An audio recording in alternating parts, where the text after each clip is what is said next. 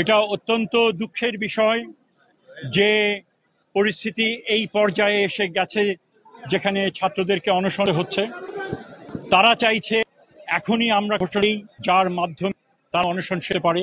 আমি তাদেরকে বোঝাতে চেষ্টা করেছি যে আইনে কিছু রয়েছে, যাই করি না কেন সেটা আইন দ্বারা নির্দিষ্ট হতে হবে, এবং এই বিশ্ববিদ্যালয় পরিচালনার জন্য আইন রয়েছে।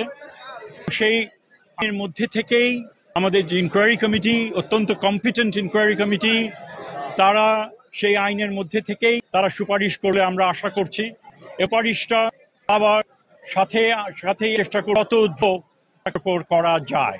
এখানে আমাদের দিক থেকে একটা সন্দেহ প্রকাশ করছিল, যে মনে হয়েছে যে বিভিন্ন সময় তো ইনকোয়ারি হয়, এসে বলেন তারা করবেন, পরবর্তীকালে রিপোর্টও পাওয়া যায় না, কার্যকর ভূমিকা তো দূরের কথা।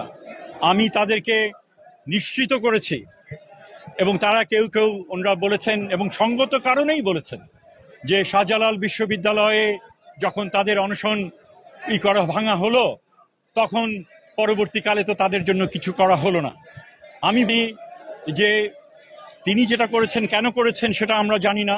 আর সেখানে ছিলেন রাষ্ট্রের হয়ে তিনি প্রতিনিধি, একজন তাদের চেতনায় উজ্জীবিত একজন বুদ্ধিজীবী হিসেবে, যার উপরে অনেকে আস্থা রেখেছিলেন যে তিনি হয়তো কথা রাখবেন এবং তার লিভার সেটা করেন না, এটা তার বিষয়, এখানে কিছু বলার নাই। আর আমি এখানে নিজের দায়িত্বপ্রাপ্ত উপদেষ্টা হিসেবে আমি তোমাদের কাছে এসেছি।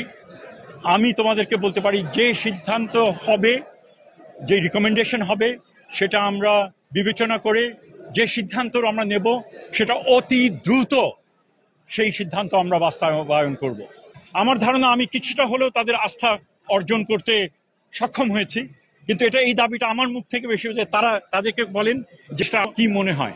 অবভিয়াসলি সেখানে তাদের হয়তো একমত তারা থাকবেন না, কিন্তু আমি আবার এটাও বলেছি, যারা বেশি অসুস্থ হয়ে গেছে, যে তোমরা যেহেতু বাকিরা তোমরা তো করতে চাচ্ছ না, অনশন ভাবছ না, যারা অনেক অসুস্থ হয়ে গেছো, তোমাদের এটা তো অব্যাহত রাখবে অন্যরা, যে তোমরা অন্তত পক্ষে একটু পানি খাও।